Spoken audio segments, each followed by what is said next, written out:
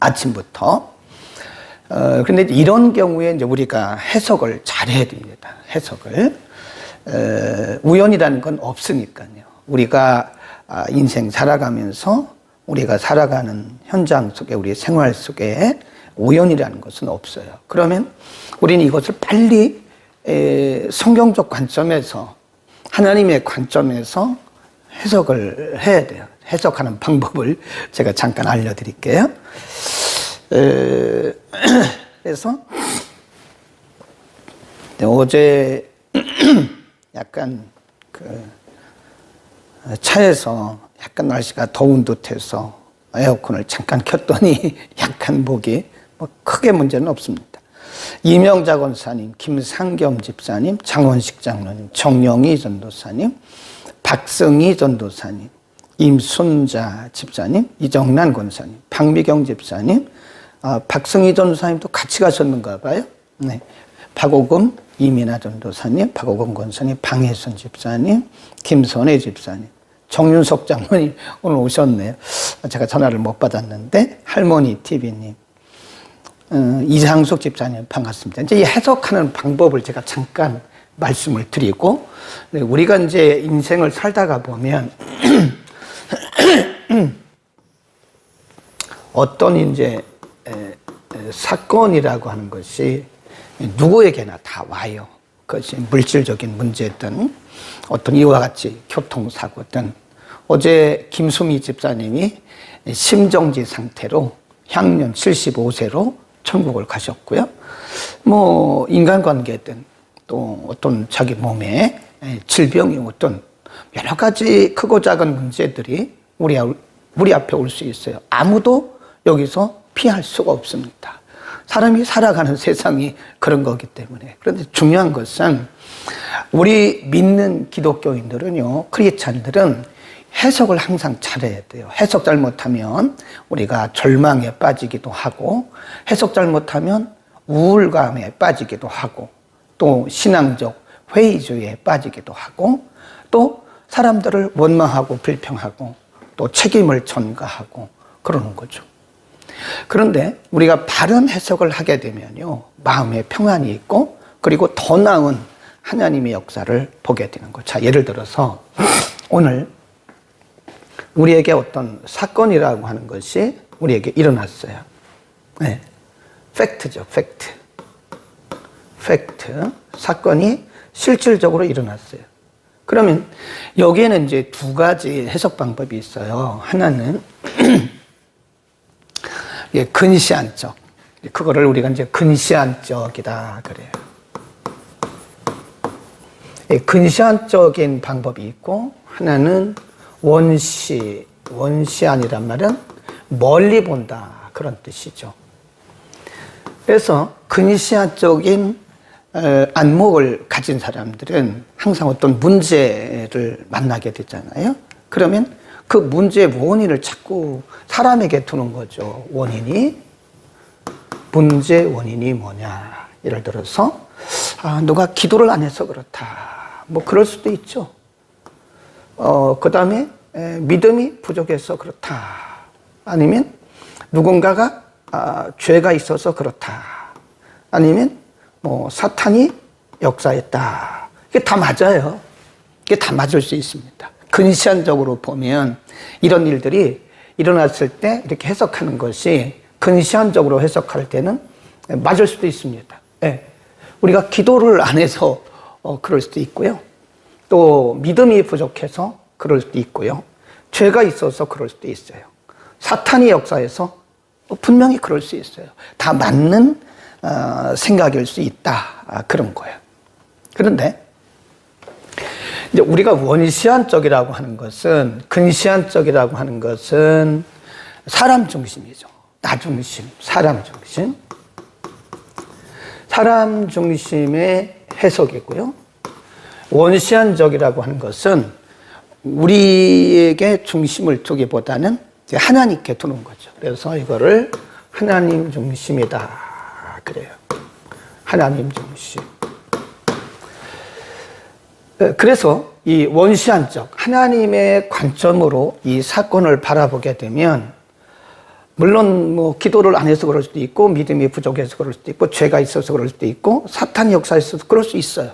그러나 이것은 아주 근시안적인 거고요. 사람 중심적인 거고 원시안적인 방법은 여기에 분명히 하나님의 어떤 뜻이 하나님의 뜻이 개입되고 있다는 거예요. 개입.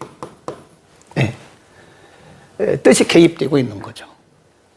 우연이라는 것은 없으니까 우리가 살아가는 세상에 우연이라는 것은 없죠. 그리고 더 중요한 것은 뭐냐면 하나님은 항상 우리보다 앞서가신다는 거예요. 앞서가시고 그리고 궁극적으로는 우리에게 유익을 주신 것입니다. 해석을 한번 해보자 이거예요. 자, 오늘 접촉사고가 났어요. 접촉사고가. 운전을 누가 했냐? 박우건 권사님이 했다 이거예요. 미안합니다. 이름을 써서 해석 방법을 알려드리는 거예요. 어떤 문제를 만나도 이렇게 해석하면 되는 거예요. 자, 원시안적으로 보자고요. 네, 기도 안 했죠. 오늘 구역장님들이 가는데 기도 부족해서 그런 거예요? 그러면 구역장님들이 믿음이 부족했나요? 아니면 구역장님들 중에 누군가는 요나처럼 죄가 있어서 그런 거예요? 아니면 이거 사탄의 역사다. 사탄의 역사다. 뭐 이렇게 말할 수도 있어요. 원시안적으로, 근시안적으로 본다면 누군가가 말은 안 하지만 그렇게 이 중에 하나를 가지고 말할 수 있다 그거예요. 그러나 이것은 정확한 해석은 아니다. 그 근시안적인 거니까. 원시안적으로 바라보자고요. 자, 우리가 10시에 입장하는 그 시간을 딱 정해놓고 벌써 몇 주 전부터 정해놓고 간 거잖아요. 7시에 출발했어요. 시간을 넉넉히 하고 갔어요. 근데 중간에 9시경에 접촉사고가 났어요. 1시간 동안에 못 갑니다.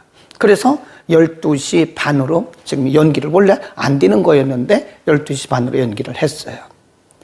자, 그러면 여기에 분명히 이건 우연 아니라는 거죠. 하나님의 뜻이 개입이 됐고 하나님께서 우리는 모르지만 하나님께서 앞서가시면서 우리 구역장님들의 길을 지금 앞서가시면서 인도하고 계시는 것이고 결국은 궁극적인 유익을 주신 것이다. 예를 하나 들어볼게요. 우리가 이달에 읽는 기도는 사라지지 않는다. 최상훈 목사님의 책에도 나와요. 그리고 제가 어떤 선교사님에게 들은 똑같더라고요, 내용이. 그러니까 하나님은 똑같으시니까 내용이 똑같아요. 어떤 분이 서울 전라도에서 고등학교 때 얘기예요. 서울로 시험을 보러 오는 거예요. 대학교 시험을 보러 오는 거예요. 여기 전주에서 출발했다 그러더라고요. 이 버스를 타고 막 가는 거예요. 고속버스를 타고 터미널로 쭉 이제 서울을 향해서 가는 거예요. 그런데 이분이 어디 탔었냐면 맨 뒤에 탔다는 거예요. 맨 뒤에. 맨 뒤에. 이제 친구들하고 탔겠죠. 맨 뒤에. 근데 갑자기 이분에게 어떤 음성이 들렸냐면 이게 아주 고등학교 때인데 아주 믿음이 굉장히 좋았고 그리고 아주 열심히 했던 주의 종이 되기를 원했던 그런 청년이었잖아요. 근데 갑자기 큰 소리가 들리면서 갑자기 소리 나기를 앞으로 소리 나죠. 앞으로 가 이런 소리가 나더라잖아요. 그게 뭔 소리지? 그러니까 우리가 이거 우연이 아니야? 이거 내가 뭐 잘못 들은 거 아니야? 이러고 그냥 거기 있을 법도 한데 이분은 그 음성을 하나님의 음성으로 들은 거예요. 그리고 기사 바로 뒤에 이렇게 앉았다는 거예요. 차가 조금 가다가 20-30분쯤 가다가 뒤에서 추돌, 뒤에서 받는 것을 추돌이라고 하고 이렇게 받는 것을 충돌이라고 얘기를 합니다. 추돌을 한 거예요. 추돌. 차가 추돌을 했으면 이 뒤에 있는 사람들은요 엄청나게 다친 거예요. 차가 이 고속버스 뒤가 완전히 망가지고요. 여기가 완전히 이만큼 들어갔다는 거예요. 그 사람이 뭐 죽기도 하고 엄청나게 다쳤다는 건데 이분은 뒤에서 운전석 뒤에서 이렇게 탁 잡고 있는 바람에 건강하게 하나도 다치지 않고, 놀래긴 했겠지만 다치지 않고 왔다.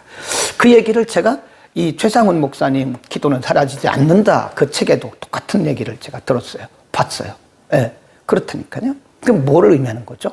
그러니까 우리에게 어떤 사고가 나기 전에 미연에 하나님께서 앞서가시면서 막아주시는 하나님의 개입이 있는 것이다. 그런 해석을 했습니다. 여러분도 앞으로 그렇게 하십시오. 그러니까 이제 근시안적으로 바라보지 말고, 근시안적으로 바라보면 자꾸 우리가 불평하게 되고 원망하게 되고 누구 탓을 하게 되는 거예요. 그리고 죄가 있어서 그렇다, 뭐 믿음이 부족해서 그렇다, 기도가. 그런 얘기는 안 하는 게 좋고요. 이제는 넓게 보라고, 넓게. 우리보다 엘리멜렉이라고 하는 그의 노종을 불러가지고 얘기를 해요. 가나안 땅으로 가지 말고 내 고향으로 가라. 그 고향은 바로 하란이라고 그랬죠.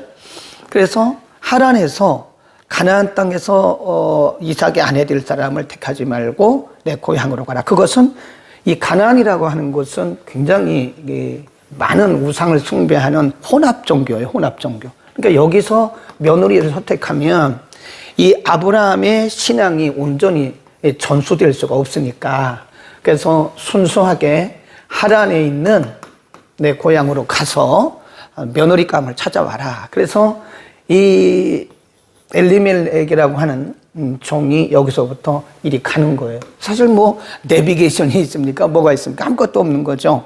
하나님께 기도를 하고 가는 거예요. 그리고 가서 이제 21절에 보면 이제 많은 여인들이 우물가에 물을 길러 왔을 때, 그때 아브라함의 종 엘리멜렉이 뭐라고 그랬냐면, 하나님 제가, 이것도 좋은 방법입니다. 하나님 제가 많은 여인들이 물을 길러 올 텐데 그 여인들에게 물을 달라고 말하겠습니다. 근데 그 여인들 중에서 기꺼이 기쁨으로 제게 물을 주면 그 사람인 하나님께서 정하신 사람으로 알겠습니다. 근데 리브가라고 하는 여인이 그렇게 말을 했더니 바로 물을 주고 나귀에게도 물을 줘요. 그리고 나서 21절에 보면 24장 21절 그 사람이 그를 묵묵히 주목하며 여호와께서 과연 평탄한 길을 주신 여부를 알고자 하더라. 거기 묵묵히 주목했다 그 말은요, 우리가 기도하고 나서 잊어버리면 안 돼요. 하나님께서 어떻게 일하시는가를 이렇게 주목해야 돼요. 하나님의 관점으로 하나님께서 어떻게 일을 하시는지를 우리의 환경 그리고 사람들 이렇게 쭉 주목하고 있으면 하나님의 개입하시는 손길들이 우리에게 분명히 보이는 것을 알 수 있어요. 근데 어느 날 갑자기 하나님께서 전혀 예상하지 못했던 사람들을 보내주시는 거예요. 제가 이제 오늘 이 아브라함의 종이 묵묵히 주목했다. 이 말씀 참 중요하고요. 그리고 이제 아브라함의 종이 그 리브가의 가정에 아버지하고 오빠를 찾아가요. 거기 보면 거기 이름이 나옵니다. 그 라반, 부두엘 50절에 보면 24장 50절입니다. 라반과 부두엘이 대답하여 가로되, 그때 이제 엘리멜렉이 리브가에게서 받은 물을 마시고 나귀에게 마시고 서로 이제 이렇게 얘기를 한 다음에 리브가를 따라서 리브가의 집으로 가는 거예요. 근데 그 리브가의 아버지 이름이 부두엘이고요. 부두엘, 리브가가 있고, 아버지는 부두엘이라는 사람이고, 오빠가 있어요. 오빠는 라반입니다. 그러니까 리브가의 오빠, 리브가의 아버지는 부두엘. 거기 보세요. 50절에 보면 라반과 부두엘이 대답하여 가로되 이 일이 여호와께로 말미암았으니 우리는 가부를 말할 수 없다. 대단하잖아요. 50절, 24장 50절에 보면 이제 리브가를 따라가가지고 아브라함의 종 엘리멜렉이 참 대단해요. 이 종도 하나님의 응답으로 믿고 간 거예요. 그리고 가서 자기가 누군가를 얘기를 하고 내가 여기 왜 왔나를 얘기를 했어요. 그랬더니 이 부두엘과 라반, 성경은 라반이 먼저 나오더라고요. 라반과 부두엘이 대답하여 가로되 이 일이 여호와께로 말미암았으니 우리가 어떻게 가타부타 말을 할 수 있겠습니까? 참 대단하지. 하나님 주신 마음이에요. 그러니까 하나님이 일을 하실 때는요, 사람의 마음을 확 열으십니다. 예.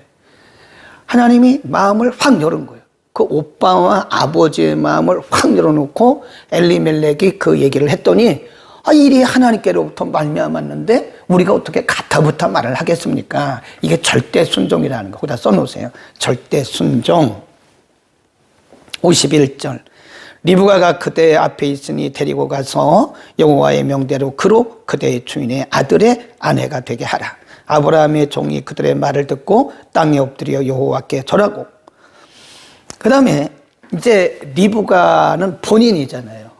여기는 본인이고 여기는 아버지하고 오빠라고요. 중요한 것은 본인의 의사죠. 예, 본인의 의사입니다.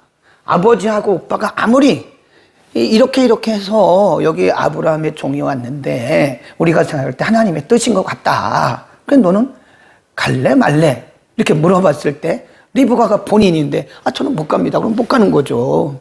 그렇죠. 네, 이 중요한 문제예요.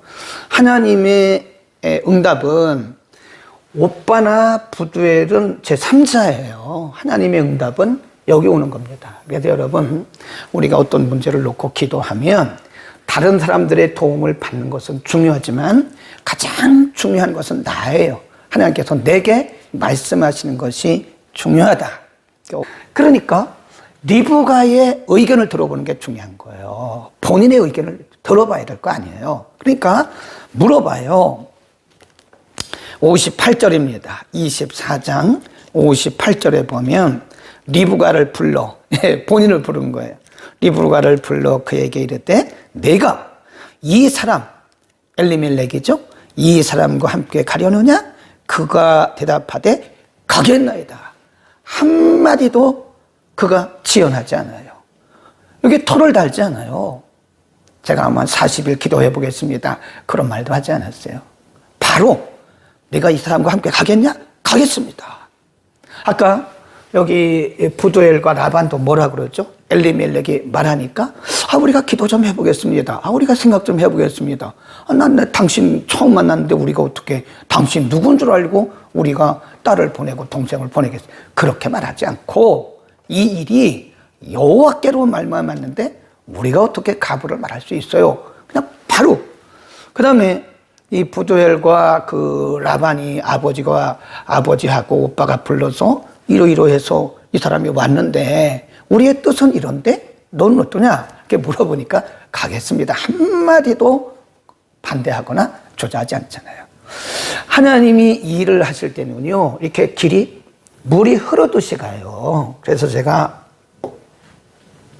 하나님의 뜻이냐 아니냐를 우리가 아는 방법이 여러 가지가 있는데 그 중에 하나는요, 하나님의 원하시는 일은요, 그냥 물이 흐르듯이 쭉 합니다.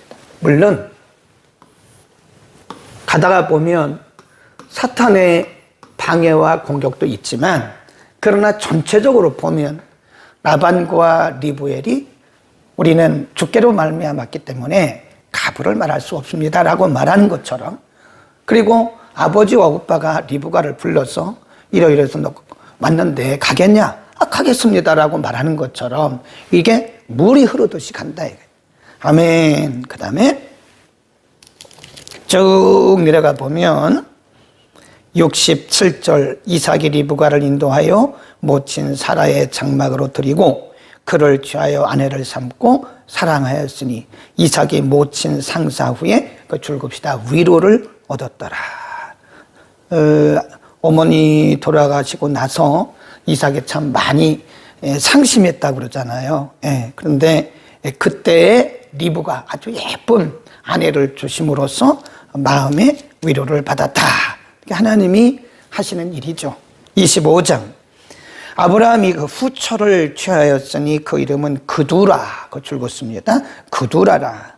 이제 사라가 죽었잖아요. 그리고 나서 나중에 후처를 그두라를 후처로 삼습니다. 그가 시므란, 욕산, 무단, 미디안과 이스박, 수아를 낳고 쭉 나가요. 7절 아브라함의 형년이 175세라. 175세에 죽습니다. 8절. 그가 수가 높고 나이 많아 기운이 지나여 죽어 자기 열조에게로 돌아가매 그 아들 이삭과 이스마엘이 그를 마므레 앞 헵족속 소알의 아들 에브론의 밭에 있는 막벨라 굴의 장사. 막벨라 굴 아시죠? 사라가 죽기 전에 아브라함이 자기 아내를 장사할 매장지를 하나 구했잖아요. 헷족속에게서. 그리고 거기를 이제 막벨라 굴을 자기 가족묘로 정한 거죠. 아브라함이 거기에 묻혔다. 11절. 아브라함이 죽은 후에 하나님이 그 아들 이삭에게 복을 주셨고 이삭은 부엘라헤로이 근처에서 거하였다. 그랬습니다. 19절. 아브라함의 아들 이삭의 후에는 이러하니라. 아브라함이 이삭을 낳았고, 이것은 이제 쭉 그 역사를 다시 한번 요약해서 기록한 겁니다. 낳았으니 리브가는 바단 아람 족속 중 부두엘의 딸이요 아람 족속 중 라반의 노이였더라. 이삭이 그 아내가 잉태하지 못하므로 그를 위하여 여호와께 간구하며 여호와께서 그 간구를 들으셨으므로 그 아내가 잉태하여 리브가가 잉태하였더니 두 사람을 낳았어요. 23절. 여호와께서 그에게 이르시되 두 국민이 내 태중에 있구나. 두 민족이 내 복종에서부터 나누이리라. 그러면서 그때 리브가가 잉태를 했는데 하나님 말씀하기를 두 국민이다. 두 국민, 쌍둥이를 그렇게 말한 거예요. 25절. 먼저 나온 자는 붉고 적신이 갑옷 같아서 이름을 에서라고 했고 후에 나온 아우는 손으로 에서의 발꿈치를 잡았으므로 그 이름을 야곱이라 하였다. 리브가가 그들을 낳을 때 이삭이 60세였다. 그러니까 지금 몇 년 만에 낳았대요? 20년이죠.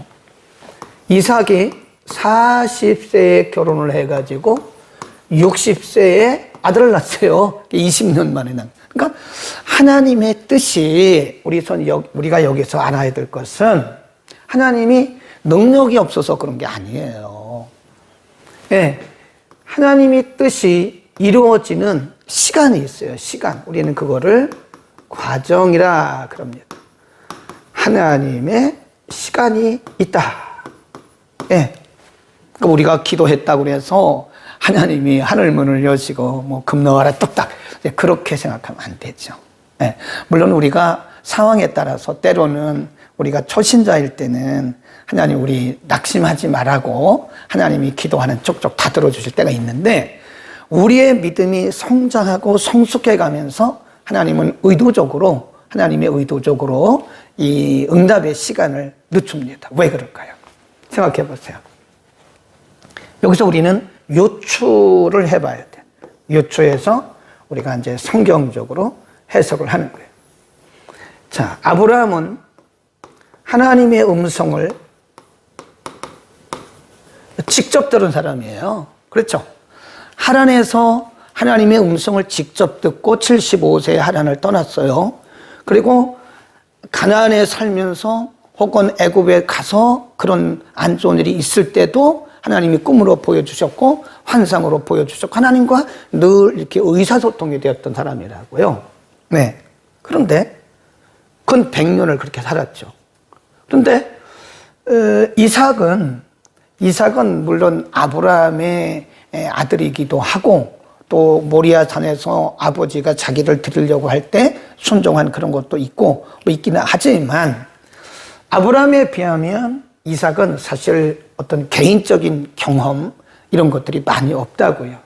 그래서 만일 이삭의 나이 40에 결혼을 했는데 그때 바로 하나님이 아들을 주시면 이삭은 하나님을 이렇게 개인적으로 경험하는 그런 기회가 별로 없다고요. 그러니까 우리가 응답을 바로바로 받으면 좋기는 하나 그 응답 속에서 우리에게 주시는 그 은혜는 별로 없어요. 결과론적으로는 결과를 보고 우리가 감사하고 기뻐하는 것은 있으나 그 과정에서 얻는 하나님과의 어떤 의사소통 그런 건 많이 없죠. 그러니까 이걸 잘 보셔야 돼요. 하나님이 왜? 그냥 바로 주시지 20년 만에 하나님께서 이삭에게 아들을 주셨는가? 그것은 이 과정인데, 이 과정이라고 하는 것은 하나님의 시간이고, 이 과정 속에서 하나님이 이삭을 만나주시는 그런 과정이에요. 그러니까 우리의 기도의 응답이 빨리 응답되지 않아도 좋습니다. 예. 빨리 응답되지 않아도 우리는 그 기간에 더 기도하다가, 그래 중요한 것은 이거죠. 빨리 응답되지 않으니까 기도를 놔버렸다. 그러면 안 되죠. 예. 그러면 안 되죠. 저는 이 차를 타면 습관적으로 성경 통독기를 틀어요. 차 시동을 딱 걸자마자 성경 통독기를 딱 스위치를 킵니다. 그럼 굉장히 빠른 속도로 8배속으로 막 읽어봐요. 그 처음 들을 때는 이 뭔 얘기인지 잘 모릅니다. 여러 번 듣다 보니까 이제는 그렇게 천천히 읽는 거는 잘 그래요. 근데 8배속으로 읽어도 이게 다 들어와요, 귀에. 가다 보면 이제 길이 막혀요. 길이 막힌다고요. 그래서 우리 집에서 출발해서 우리 학교까지 가는데 불과 10km 정도밖에 안 되죠. 고속도로로 가면 10분이면 가죠. 그러니까 지금도 차가 안 밀리면요, 25분이면 25분이 금방 도착합니다. 근데 이게 차가 밀리면 40분, 50분 걸리고 가는데, 10km 가는데, 근데 그 성경 통독기를 안 틀었을 때는 이게 밀리면 굉장히 마음이 조바심이 나고, 어떤 때는 좀, 왜 이렇게 차가 밀리지? 조금 짜증나기도 하고 그래요. 근데 이 성경 통독기를 틀고 가잖아요. 그러면 밀리면 더 좋은 거예요. 왜냐하면 더 많이 들으니까. 아멘. 무슨 의미인지 아시겠어요? 이 차가 밀리면 우리가 성경 통독기가 없을 때는 짜증이 난다고요. 조바심 난다고요. 그런데 성경 통독기를 틀었을 때는 밀리면 밀릴수록 더 많은 성경을 들으니까, 어떤 때는 갈 때 한 20장 들어요. 20장. 올 때 20장 들어요. 근데 차 안 밀리면 10장 정도밖에 못 듣습니다. 갈 때, 올 때. 예.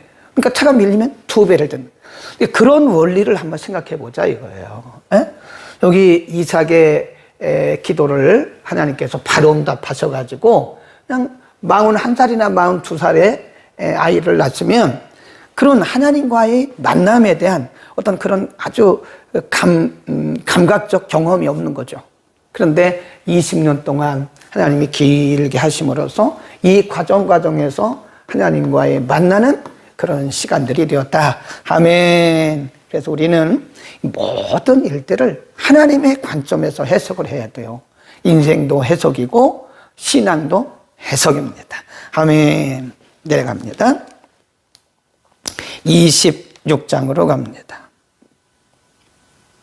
아브라함 때에 첫 흉년이 들었더니 그 땅에 또 흉년이 들매 이삭이 그랄로 가서 블레셋 왕 아비멜렉에 이르렀더니 여호와께서 이삭에게 가라사대 애굽으로 내려가지 말고 내가 내게 지시하는 땅에 거하라. 이때부터, 물론 그전에도 시작이 됐지만 이때부터 이삭의 영적 훈련이 시작이 되는 거예요.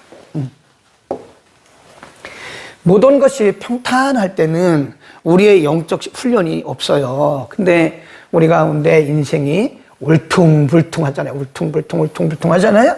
근데 이게 인간적으로 바라보면 우리를 괴롭히고 힘들게 하는 것이지만, 사실은 이것이 바로 우리를 더욱더 견고하게 하시는 하나님의 영적인 훈련이라는 거예요. 그러니까 지금 가나안 땅에 이렇게 이제 사해고 요단강이고요.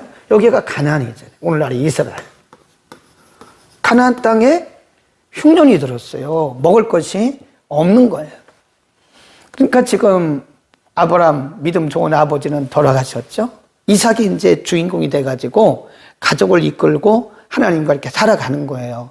그럼 어떻게 이 흉년이 들었을 때 어떻게 반응하느냐, 이거를 하나님 보시는 거예요.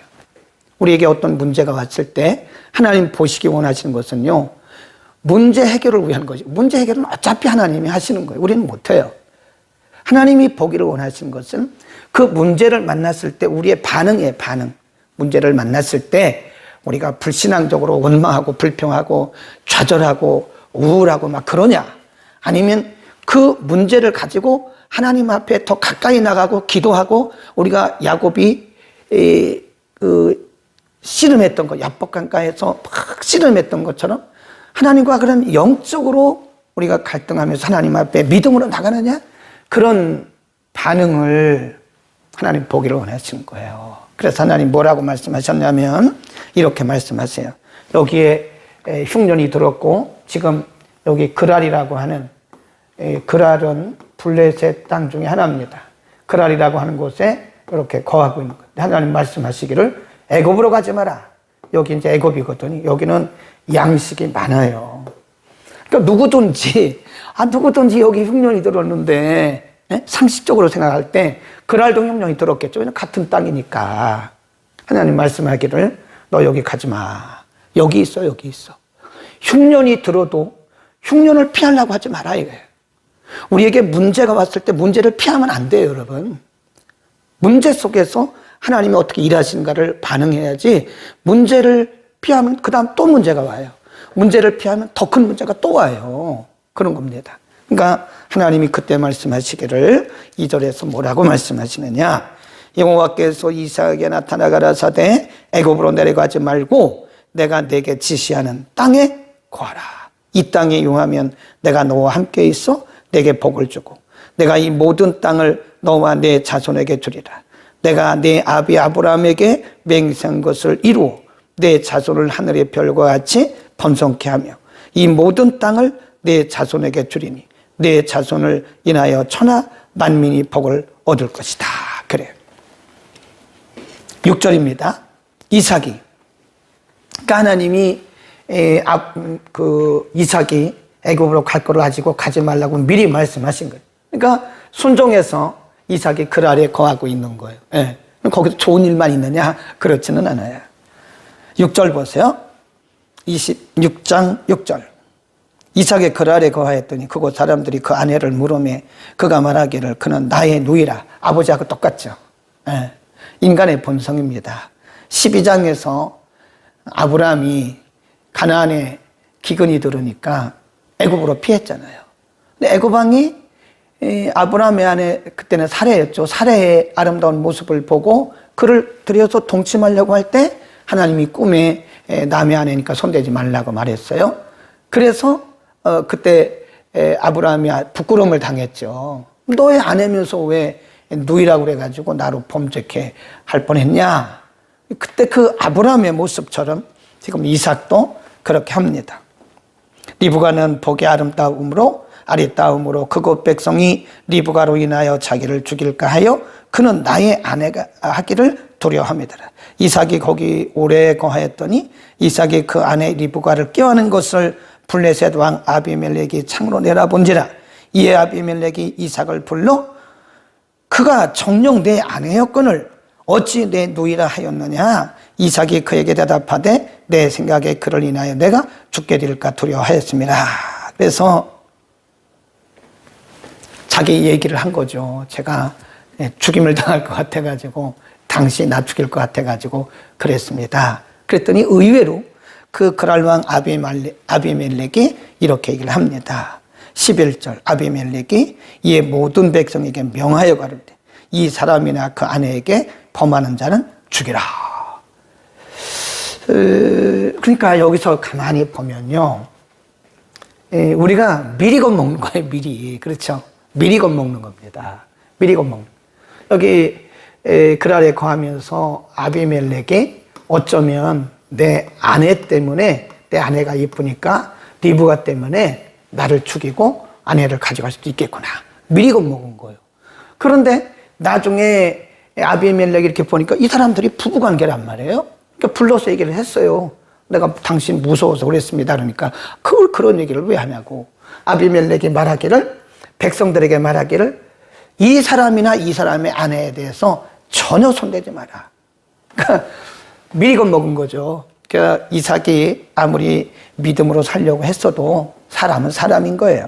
그러니까 그가 말하기를 내가 두려워서 그랬습니다. 그러니까 아비멜렉이 오히려 이삭을 보호해 주잖아요. 그러니까 우리가 때로는 인간이기 때문에 미리 겁먹는다니까요. 미리 겁먹고 앞서가는 거예요. 예. 하나님이 일을 하실 텐데 하나님이 이미 아비멜렉의 마음을 다 열어놓으셨고 하나님이 아비멜렉을 통해서 이삭을 보호하시려고 다 준비하고 계시는데 이삭은 그걸 모르고 아비멜렉을 두려워해가지고 거짓말했잖아요. 그게 우리의 모습일 수 있어요. 우리는 미리 겁먹어요. 걱정하지 않아도 되는 걱정들을 굉장히 많이 합니다. 미리 겁먹는 거예요.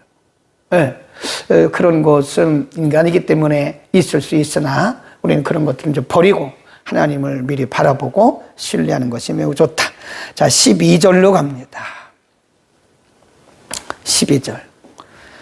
이삭이 그 땅, 그랄이죠. 그 땅에 농사하여 그 해에 100배나 얻었고 여호와께서 복을 주심으로 그 사람이 창대하고 왕성하여 마침내 거부가 되어 양과 소가 때를 이루고 노복은 노예입니다. 노복이 심이 많음으로 블레셋 사람이 그를 시기했다고 줄거는 시기. 하나님의 백성들은 하나님께서 언제나 은혜를 주시기 때문에 하나님의 백성들은요 시기의 대상이에요.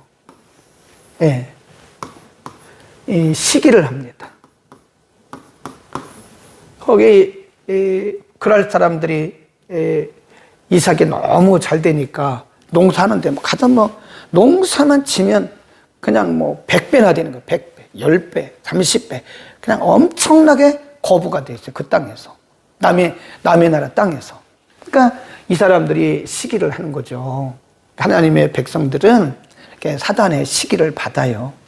그러니까 마귀는 항상 질투합니다. 질투의 영이에요. 질투의 영. 여러분, 우리가 성경에 보면 로마서에 보면 우는 자들과 함께 울고 웃는 자들과 함께 웃으라고 그랬거든요. 우리의 공동체 안에서 우리의 가족 가운데서 잘 되면 우리가 박수 쳐주고 기뻐해야 되죠. 그렇죠? 공동체 안에서도 우리의 지체들이 하나님의 축복받아서 잘 되면 함께 기뻐하고 박수 쳐주고 그래야 되잖아요. 그런데 은근히 배 아파하는 사람도 있다고요. 은근히 배가 아파가지고 은근히 비난하고 비판하고 시기해요. 저 사람이 기도를 얼마나 했길래 그러냐고. 저 사람이 얼마나 실수가 많은데 그러냐고. 은근히 사람을 시기하고 질투하는 것은 여러분 분명히 알아야 되는 게 성령의 역사가 아니에요. 혹시 여러분 가운데 그런 마음이 들거든요. 물리치세요. 마귀를 물리치라고 그랬잖아요. 이 사탄아, 이 더러운 사탄아, 내게서 떠나가라. 이 악한 사탄아, 떠나가야 돼. 우는 자들과 함께 울어야 돼요. 웃는 자들과 함께 웃어야 됩니다. 근데 우리는 때로 시기하고 질투할 때가 있어요. 혹시 여러분 가운데 그런 마음이 들면 여러분의 마음이 아니에요. 마귀가 준 마음인 것을 여러분 알고 예수의 이름으로 그 생각들을, 그 마음들을 물리쳐야 된다 하는 얘기하고 반대하는 분들이 생기더라. 그랄에 있는 사람들이 지금 이삭이 거기서 자기네 땅에서 농사에서 100배 낳고 거부가 되니까 시기해가지고 어떤 일을 했느냐. 거기 보세요. 15절. 그 아브람 때에 아비의 종들이 판 우물을 막고 흙으로 메웠더라. 아비멜렉이 이삭에게 이르되 내가 우리보다 크게 강성한 즉 우리를 떠나가라 이러는 거예요. 언제는 거기서 살으라고 말하고 이제 거부가 되니까 나가라고 그러는 거예요. 시기하는 거예요. 이삭이 그곳을 떠나 그랄 골짜기에 장막을 치고 거기 우거하며 그 아비 아브람 때 팠던 우물을 다시 팠으니 이는 아브람이 죽은 후에 블레셋 사람이 그 우물을 메웠습니다.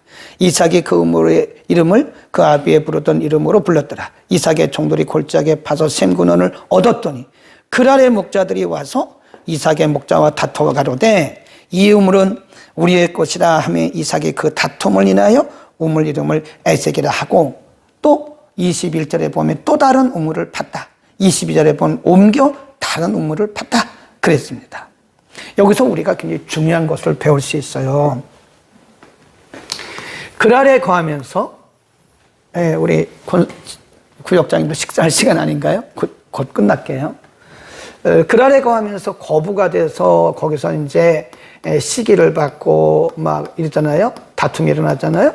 그러니까 이 그랄 사람들이 와가지고 이삭이 판 우물을 또 메꾸고 우물을 파면 또 메꾸고 우물을 파면 또 메꾸고 우물을 파면 또 메꾸고 그러는 거예요. 예. 근데 그때 중요한 것이 뭐냐면 이삭이 이 사람들과 다투지 않았다는 거예요. 다투지 않았다는 거예요. 예. 이 사람들과 다투지 않았다는 거예요.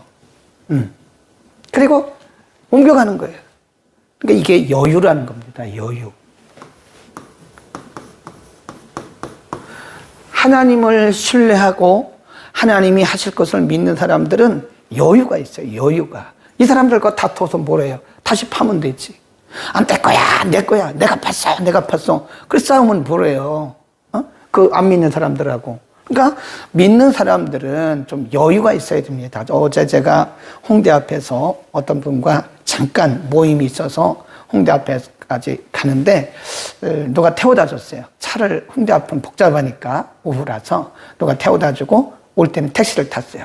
근데 택시를 타고 이런저런 얘기 하다가 전도하려고 이제 제가 이런저런 얘기를 하는 거죠. 하는데 요즘에 제가 이제 물어봤어요. 기사님, 요즘에 손님 많아요? 그랬더니, 요즘 손님이 없다는 거예요. 손님도 없고, 산업금, 이게 회사 택시인데, 산업금 채우기도 어렵다. 그런 얘기를 하더라고요. 원래 이분은, 자기가 무역회사 다니다가 은퇴하고, 이제 뭐, 놀으면 뭐 하냐고. 내가 건강하니까 택시 기사라도 해서, 그럼 내가 일한 만큼 벌으니까 택시 기사 한다니까. 뭐 어떠냐, 이거. 그래도 저도 그랬죠. 뭐 어떠냐고. 뭐, 교장 선생님 하다가도 그런 분도 있고, 사단장 하다가 기사하는 분, 그건 뭐가 뭐 어떠냐고, 괜찮다고 그랬더니 이분이 하는 얘기가 요즘에 뭐 택시에 뭐 속썩이는 사람 없습니까? 있다는 거예요, 지금도. 네, 그 진상, 그분 얘기로 진상 손님들이 있답니다. 금요일 날 저녁, 토요일 날 저녁, 이런 때는요, 무조건 택시를 탄대요. 그리고 안 낸대, 배째라, 그 사람 얘기로 배째라, 진상이래. 돈 없다, 이게, 돈 없다. 근데 이제 어떤 택시 기사님들은 막 끌고 어디로 가냐면 경찰서로 간대. 그럼 경찰서에 가면 조서받는데 한두 시간 걸리죠. 또 그 다음날 또 경찰, 그러면 자기는 영업을 못 한대, 이게. 네. 그래서 이분은 뭐라 그러냐. 에이, 내가 불쌍한 사람 하나 도와줬다. 그렇게 생각한다는 거예요. 그 참 여유가 있잖아요. 그래서 이분이 여유가 있구나 하는 생각을 했어요. 네. 지금 이삭이 여유가 있잖아요. 이 여유가. 예, 그냥 이 사람들과 싸우지 않고 그냥 그래 가지라고. 또 와서 메꾸면 그러니까 가지라고.